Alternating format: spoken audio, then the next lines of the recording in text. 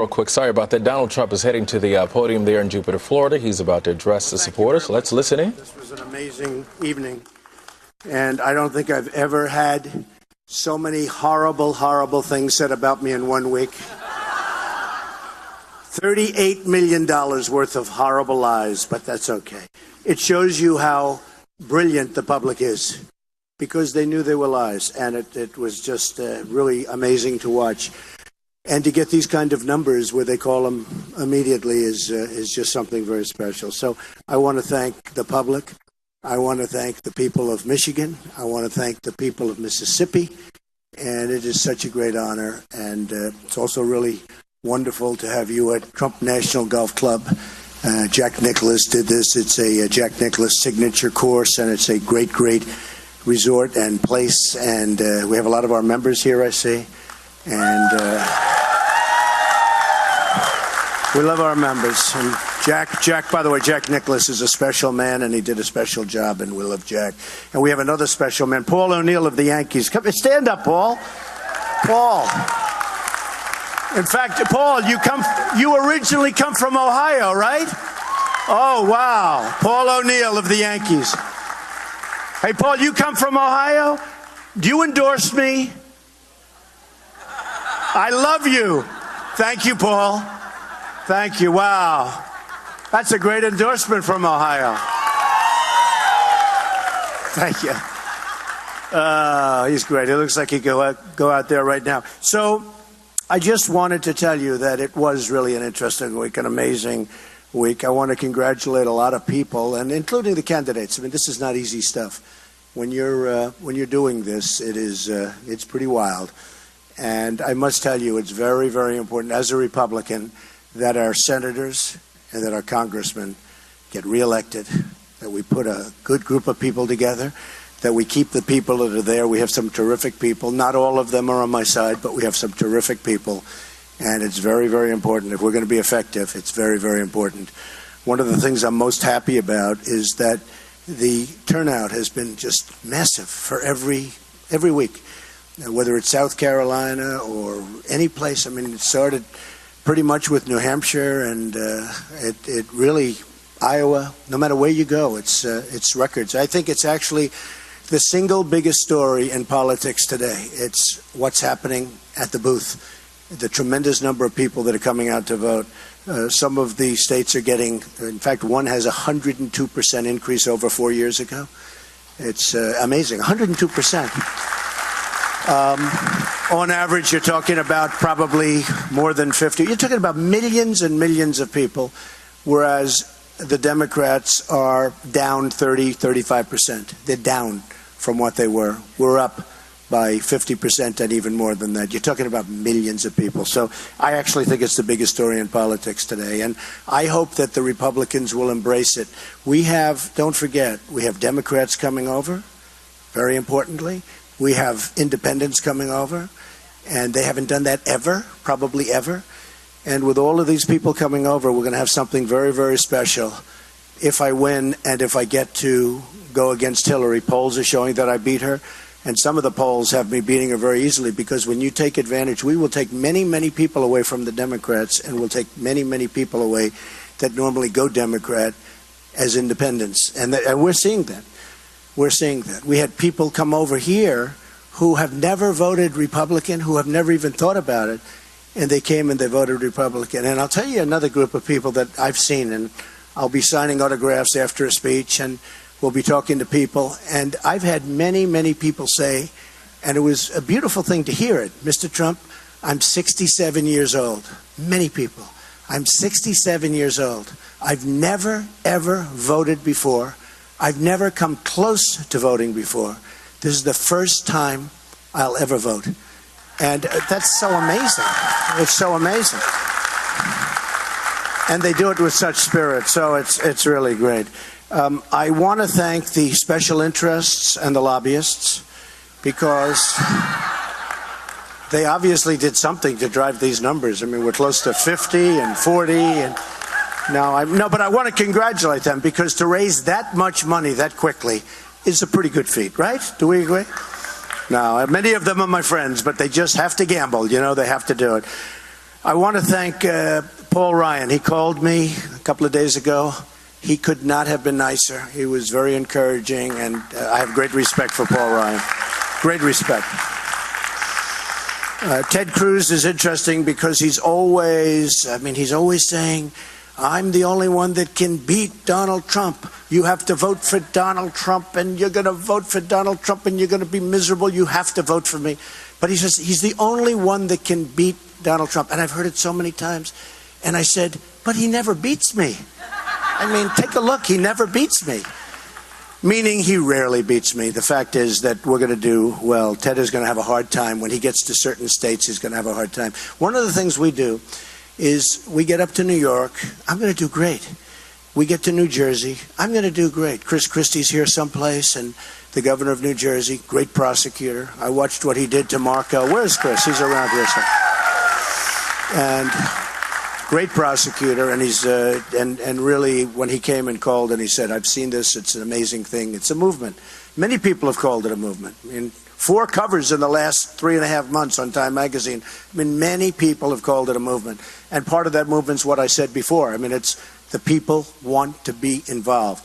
So when Chris called, and when Sarah Palin called, and when Jerry Falwell Jr. called, and when Joe Arpaio called, I mean, you know, when Joe Arpaio of Arizona calls, that Trump is tough on the border, okay? And I don't want to be tough. I want to be fair. But we're going to have borders again, folks. We're going to have borders. We're going to have the wall. We're going to have borders. And people are going to come to the country, and they're going to come into the country, and they're going to be very happy, but they're coming in legally. They have to come in legally.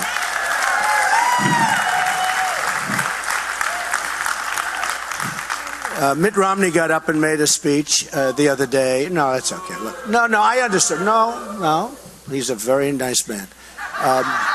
But, you know, I understand. Look, it's hard. When you go through this and then you get to the final gate and you don't get over it, it's a hard thing. I mean, so I understand. But he did make some statements, and I brought some things up because he said, water company is gone. I said, it is? I didn't know that. I have very successful companies. Let me just explain. I'm going to do this in about 2 seconds. But I filed with the federal elections 100 pages, almost 100 pages that many of the press have gone down and seen. And they were all very, very impressed. I built a great, great company.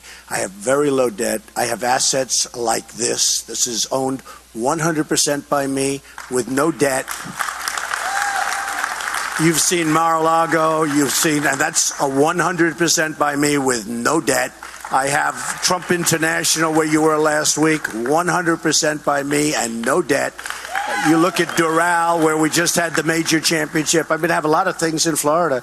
Partners with Related on numerous jobs on the beach, very successful. Partners with Gil and Michael Deser on the beach, massive buildings. Nobody ever talks about this stuff. And, you know, many, many jobs in New York, including a city on the west side from 72nd to 59th Street on the Hudson River, one of the most successful projects ever built in real estate. The Bank of America building a big chunk of it in San Francisco.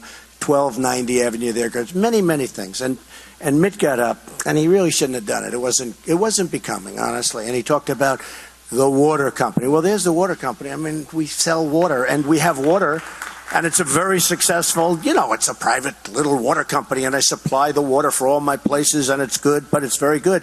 Trump steaks. Where are the steaks? Do we have steaks? We have Trump steaks. He said, the steak company, and we have Trump steaks. And by the way, if you want to take one, we'll charge you about, what, $50 a steak? Now,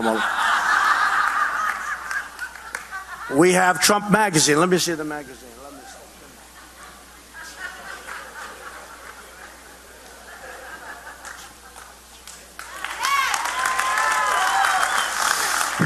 He said, Trump magazine is out. I said, it is? I thought I read one 2 days ago. This comes out, and it's called The Jewel of Palm Beach, and it goes to all of my clubs. I've had it for many years, and it's the magazine. It's great. Anybody want one here? Take one. My club champion. So, and the airline, by the way, I sold the airline. You know, he said Trump Airline. Well, I sold the airline, and I actually made a great deal. Complicated, and in really terrible times. The economy was horrible, and I made a phenomenal deal. I had the shuttle. And I sold it. I made, you know, so I'm hearing about all of these things. And by the way, Trump University, we're holding it when I win the lawsuit, which I'll win. They did an ad, Rubio did an ad the other day. He had 2 or 3 people, and the 3 people were saying, it was so terrible. The reason I didn't settle every one of these people, in fact, we sent them out, and the reporters don't like to report it, but we sent their letters out, their report cards. Their report cards were all excellent. Beautiful statements. We love it. You can't settle cases when the person suing you has given you letters and in some cases tapes saying how great it is. It was a very nice thing. So we're putting it on hold. If I become president, that means Ivanka, Don, Eric, and my family will start it up.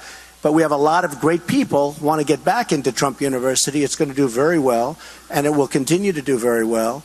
But we have a lawsuit where they're trying to get, we have one of these class action lawyers guys, and it's ridiculous. But we'll win that lawsuit. And I just want to explain. And the United States should be this. I don't settle lawsuits, very rare. Because once you settle lawsuits, everybody sues you. Very simple. It's like business. I teach it.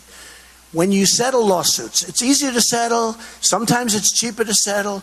But once you settle, I had a friend who taught me a long time ago. He was sued very rarely, and everybody else in the same business was sued all the time. He said, Donald, I never settle. The lawyers learn you don't settle, they don't sue. So I don't settle lawsuits. When I watch these banks, they're settling lawsuits all the time. They get paid $40 million a year, a banker. And then he settles lawsuits with governments and other people, giving billions and billions of dollars. I don't do it. So when I saw the different things, and by the way, the winery, you see the wine, because he mentioned Trump vodka. It's the largest winery on the East Coast. I own it 100%, no mortgage, no debt. You can all check. You have to go check the records, folks. In fact, the press, I'm asking you, please check, because you can see if there's any debt. It was the Kluge estate, John Kluge. He was the richest man in the United States. He died, and he built one of the great vineyards of all time. I mean, there is nothing like it. Close to 2,000 acres. It's in Charlottesville, Virginia, right next to the Thomas Jefferson Memorial. And we're very proud of it. We make the finest wine, as good a wine as you can get anywhere in the world. And I know the press is extremely honest, so I won't offer them any, but if they want, they can take a bottle of wine home. The members have plenty, right? The members have plenty. But we have one of the greatest. Actually, I believe it's the largest vineyard and the largest winery on the East Coast. And so I wanted to put that to rest. So you have the water, you have the steaks, you have the airline that I sold. I mean, what's wrong with selling? Every once in a while you can sell something. You have the wines and all of that. And Trump University, we're going to start it up as soon as I win the lawsuit. Does that make sense? I mean, that's it. Okay. And I want to thank my friend Paul O'Neill, because that to me is a big deal. I had such respect when Paul was a Yankee. He just didn't make mistakes. Tough, smart. We could use him right now. And he just didn't make mistakes. I love that kind of a guy. I think what this shows, really more than anything else, is that advertising is not as important. It really isn't as important as competence. Because there has never been more money spent on hitting somebody than was spent on me. And between that and people saying things, and, Lindsey Graham goes, and he's a nasty person. First of all, he's wrong on the military. This is why he said, I've been doing this for 15 years. That's right, we've been fighting a war for 15 years with this kind of thinking. I mean, if you're going to fight a war, win the war, and let's get back to rebuilding our country, okay? But Lindsey Graham, I mean, he's been so nasty. I think he's probably a nice guy, but he's been so nasty. I watch him, I say, man, does he hate Donald Trump? And I watch him, and if you think about it, every single person that's attacked me has gone down, okay? I don't want to mention names. Let's not mention names, okay? They're out. They're gone. But you can take a look at virtually every single person. We started off with 17. We're down to 4. Of the 4, they're pretty much all gone. Okay, pretty much. They didn't do so well tonight, folks. Okay, I'm not going to say anybody didn't do well. They didn't do well.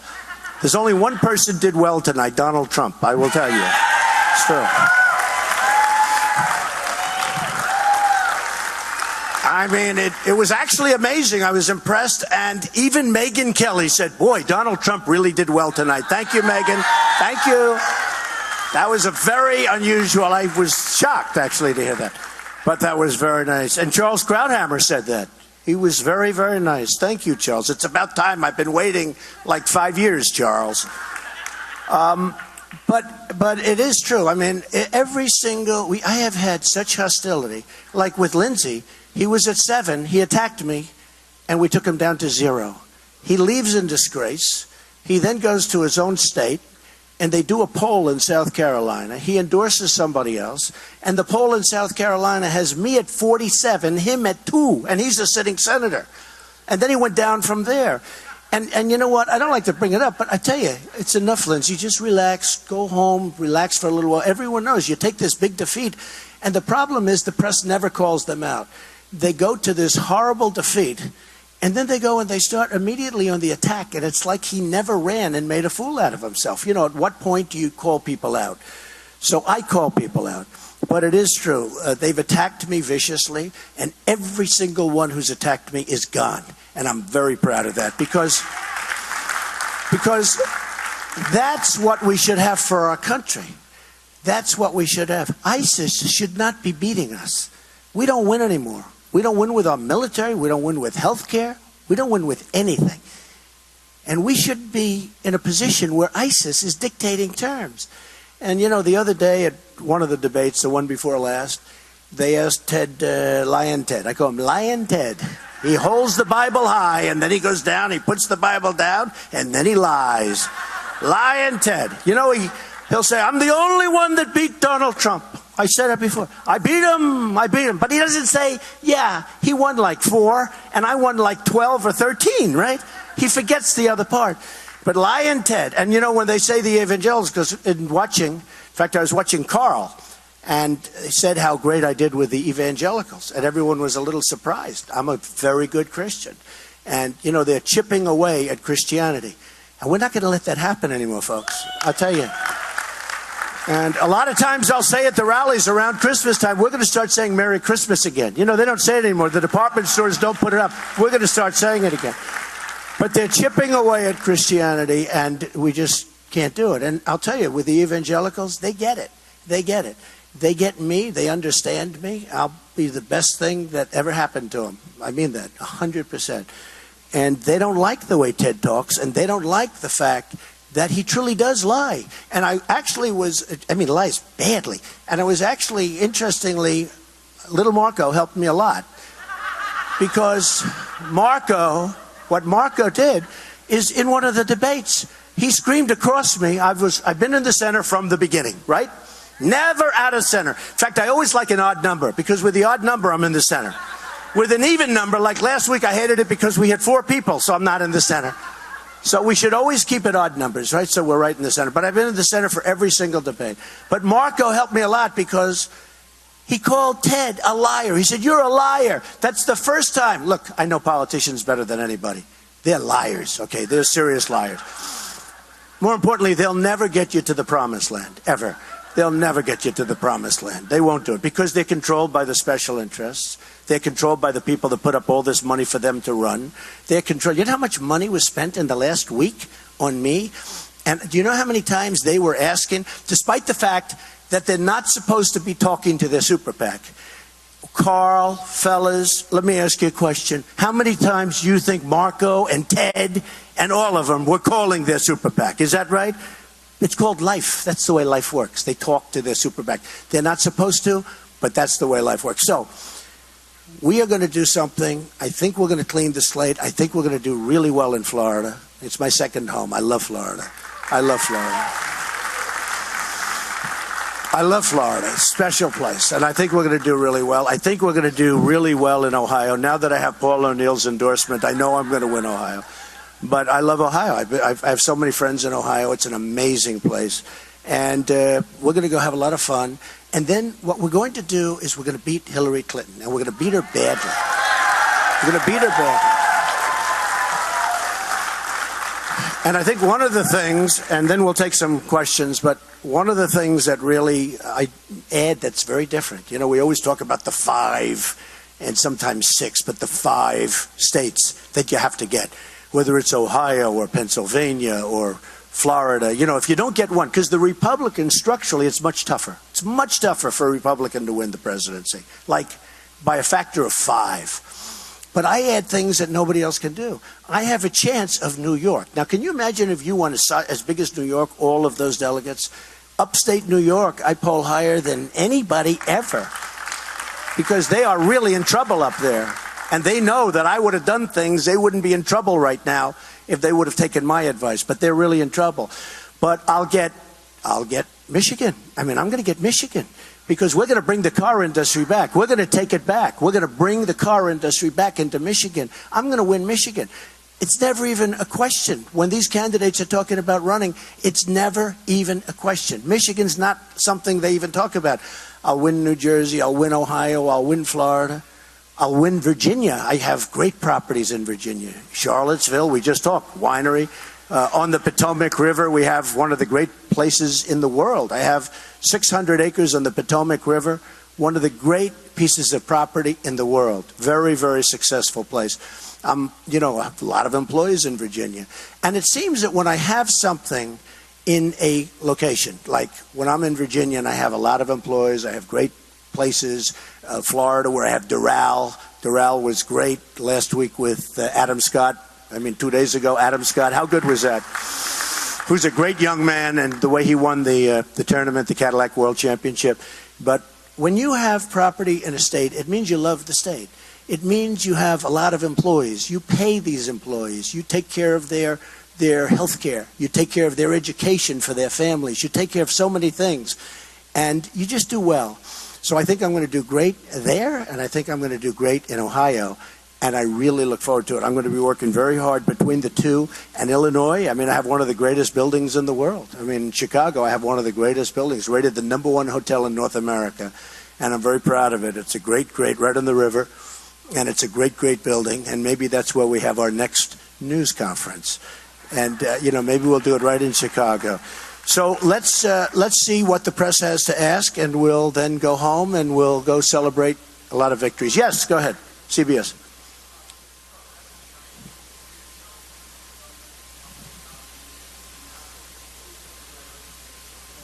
Not Ted Cruz, Marco Rubio, or John Kasich? No, I don't really, because you have to win. I know how to win. I've won. These people will tell you, have I won many club championships? Stand up. Stand up. Stand up. Have I won many club championships? Does Trump know how to close? Believe it or not, it's not so different. Winning is winning. You got to be, not easy to win club championships, believe me. And I'm not talking about with strokes. I'm talking with no strokes. But the fact is that I like to close things out. So until the last person is gone, again, we started with a field of 17, and now we're down to 4. And I really want to close things out. I don't want to start thinking in terms. I have not even focused on Hillary yet. I'm doing well. Numerous polls have me winning, but I haven't even started with her, other than 4 weeks ago when I actually hit her very hard because what she said was wrong. Oh, there are many cases. Many cases. The case I have all night. Okay, You'd have to go on for hours. Hillary is going to be very easy to beat. She's a very flawed candidate.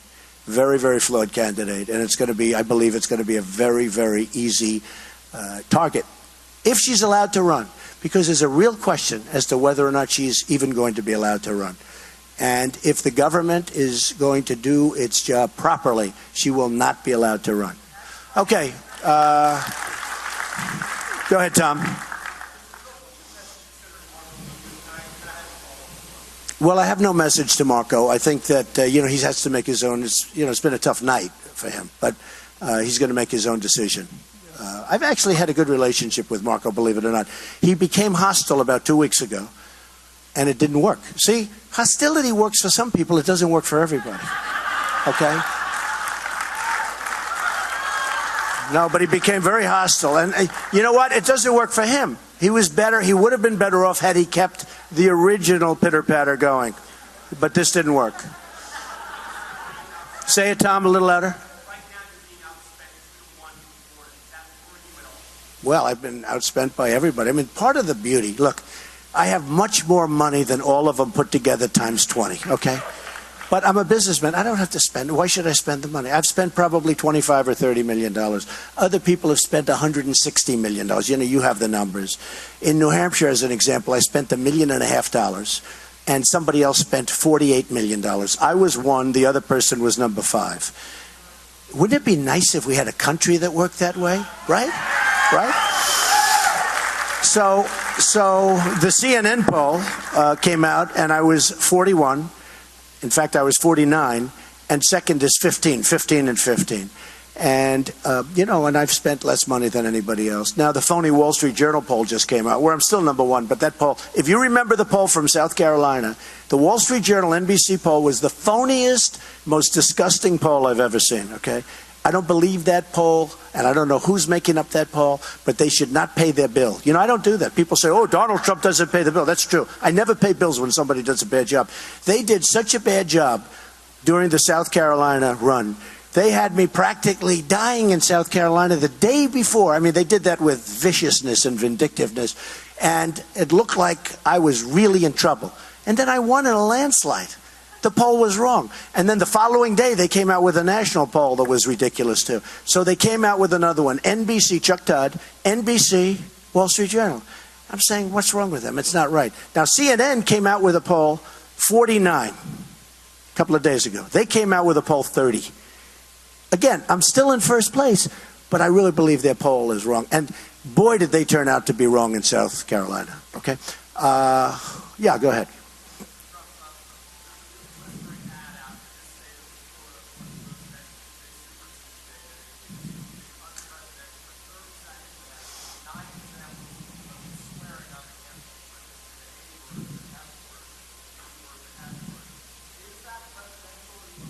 I'll be honest with you. I saw it. I was a little concerned with that ad until I saw it. I think it's better than any ad I've ever taken for myself. I do. You know why? Let me just tell you why. No, I really mean it. I really mean it. I heard about the ad and I said, oh, I'm not going to like this. But when I looked at it, and I can be, by the way, I can be more presidential than anybody. I can be more presidential if I want to be. I can be more presidential than anybody. When I have 16 people coming at me from 16 different angles, you don't want to be so presidential. You have to win. You have to beat them back, right? But I would say more presidential, and I've said this a couple of times, more presidential than anybody other than the great Abe Lincoln. He was very presidential, right? But the truth is that I saw that ad. And people are sick and tired of being politically correct. And I actually think that ad is good for me. Because in some cases, as you know, I was kidding and I was joking. I have a big audience and I was joking. With words not so bad, by the way. But I was joking. In other cases, I was showing anger and showing a certain toughness that we need in our country. But I watched that ad and I said, that ad shows a certain degree of anger. And it shows a certain degree like we're not going to take it anymore from all of these countries that have been ripping us off and taking our jobs and taking our money like we're a bunch of babies. Very, very stupid babies. So I watched that ad, and I don't think it's a bad ad for me. I actually think if I had my choice of saying I could have it down or let it run, let it run. Say it again. Oh, you're so politically correct. You're so beautiful. Oh, look at you. Oh, he's so... Oh, I know. You've never heard a little bad, little off language. I know. You're so perfect. Aren't you perfect? Aren't you just a perfect young man? Give me a break. You know what?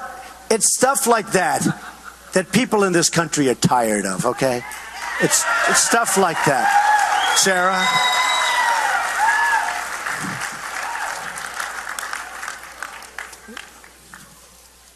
Say it again, Sarah, a little louder.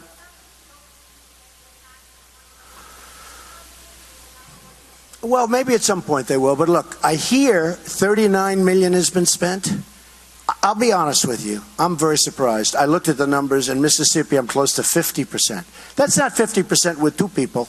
That's 50% with 4 people. That's a lot.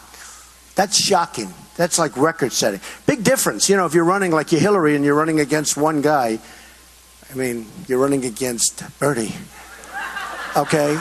And you get a 50 or a 52 or a 56. I'm running against 3 very competent people, and I'm getting 50%, and in Michigan, I'm close to 40% against a big group of people. I think that, I will say this, I am a little bit surprised that I was at Doral, and I was watching Adam Scott hit that last great shot. And I went back and I was watching the news, and one of the rooms, and every single advertisement was about me. And it was during my tournament. I'm turning my tournament. I go from tournament to horrible ad. The most vicious ads. I mean, one of the reasons I brought the wine out and the water out and the steak out and more wine and more water. And I told you about Trump University. Well, we'll win that case. That's going to be an easy case to win. Everybody signed a document. One of the reasons is just because of that. They hit me with this Trump University. It's not even a big case. We're going to win the case. I could settle that case so easily. I don't want to settle it. It'd be easier for me to settle it. I wouldn't have all you people writing about it. But I don't want to settle it. I could settle it so easy. The fact is that, look, you have to do in life, Sarah, you have to do what's right. And if you live by principle, and believe it or not, I'm a very highly principled person. If you live by principle, you're going to do very well. So, but I just to finish, I must tell you, I was a little surprised when I saw the viciousness of the ads. And the viciousness of really Mitt was very vicious. I mean, he gets up and he just, I wish he used that same energy against Obama. I think he would have won. No. If he used the same energy against Obama, he would have won. Carl?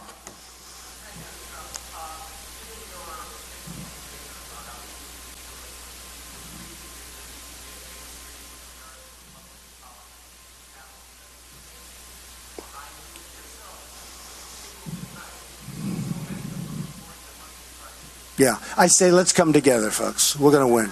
I say let's come together. Carl, the answer is not 100%, but largely I would say yes. You know, some people you're just not going to get along with it. It's okay.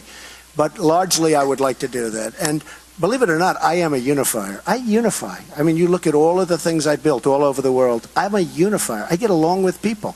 I have great relations. I even start getting along with you, right? Huh? Campaign Carl.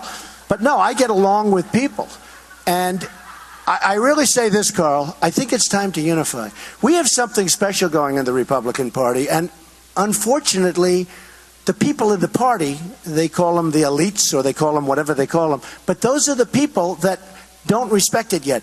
We have millions and millions of people, I discussed it before, we have millions and millions of people coming up and voting, largely for me, in all fairness, but for other people also. And Carl, you know this because I've seen you report on it. It's a record. It's a record. It's never happened before. In 100 years, what's happening now to the Republican Party has never happened before. And the people in the party, whether you call them establishment or not, you can call them anything. I don't know if there is such a thing as the establishment, frankly. But whether you call them the establishment or not, they should embrace it. They should. You know, the Democrats would love to have what's happening. I have friends on the other side. They say, boy, would we like that to happen. You know, Carl, they're down 35%. There's no spirit there. Whereas we're way up with millions of people. So what I say to the Republicans is embrace it. We will win the election easily.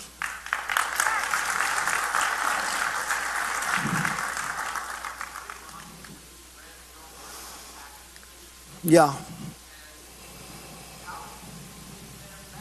Well, I don't know that you have to win everybody, Carl.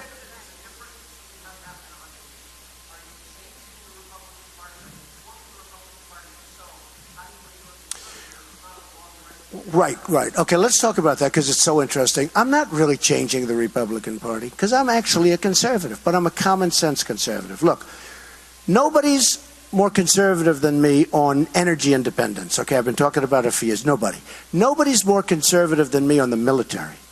Nobody's more conservative than me on taking care of our great veterans who are being absolutely maligned.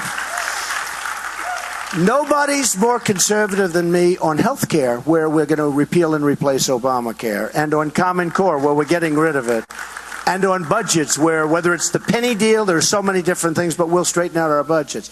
Carl, we owe $19 trillion. We're going to start paying off debt. And we're not going to pay it all off that quickly, and nor do we have to. But we have to start bringing it down to a level that's sustainable because we're going in the wrong direction. So, and certainly nobody is more conservative than me on the border. The one thing I guess people could say is that on trade, I am a free trader, believe it or not, but I'm also a smart trader. We cannot let China, and I like China, they're wonderful, but their leaders are too smart for our leaders.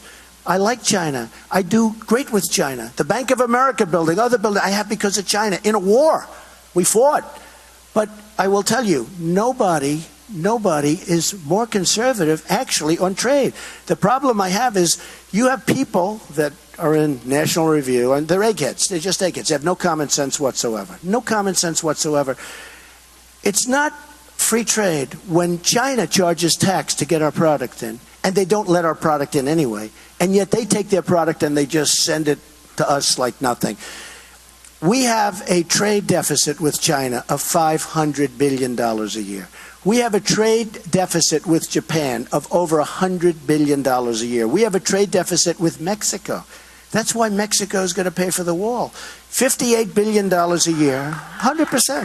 It's 100%. You know, these guys come up that I'm against, and they say, you're not going to get Mexico to pay for the wall. I said, of course I am. We have a trade deficit with Mexico of $58 billion a year. The wall's going to cost $10 billion.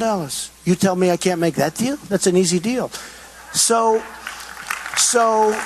the only thing, Carl, because I love the question, but the only thing I can say that some people would say I'm not conservative is trade, but that's because I want fair trade. Okay? I want free trade. But free trade, you have to have smart people on both sides, and we don't have smart people on our side. So I want fair trade. It's got to be fair trade, or as you would say, fair and balanced trade, okay? As they would say at Fox. Okay. Jeremy, go ahead.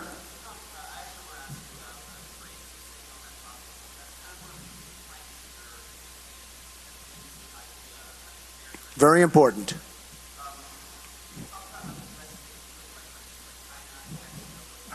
Destroyed.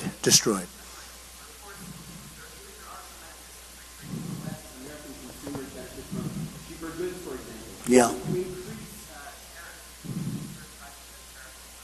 You know what? Okay, I know what you're going to say, Jeremy. Let me just... I can't because nobody's listening to you, Jeremy, okay? Nobody ever listens to you. Let me just explain. The problem that we have with trade, Jeremy, let me just tell you, is we have people on the other side that are grandmasters at monetary manipulation, at currency manipulation. They're manipulating their currency to such an extent that our companies cannot compete with other companies in other nations. They just can't compete. And because of that, we're losing our jobs. If you take a look at how many jobs China, as an example, has taken from us, but it's not just China, it's everybody. China's the big abuser because it's the biggest. China has taken millions of jobs, thousands of factories. What they've done to us, it's actually, I thought about it the other day, it's the greatest theft in the history of the world. They've taken out so much money. And again, I love China, it's great. And I don't hold anything against their leaders. I wish our leaders would do the same thing in reverse. But they don't. And we cannot continue. Hey, look, I won Michigan, and I went up there, and these people are incredible people. You take a look at some of the factories that have been abandoned there, where they moved into Mexico. You take a look at, as an example, in Chicago, where you have Nabisco moves its big plant. They're closing their plant. They're moving to Mexico. Ford building a $2.5 billion factory, cars, in Mexico. I mean, we can't continue to do it. Carrier, 2 weeks ago, Carrier announced they're going to close. 1,400 people laid off. They're going to build air conditioners. They're going to put their air conditioners in Mexico. They're going to build them in Mexico. How does that help us?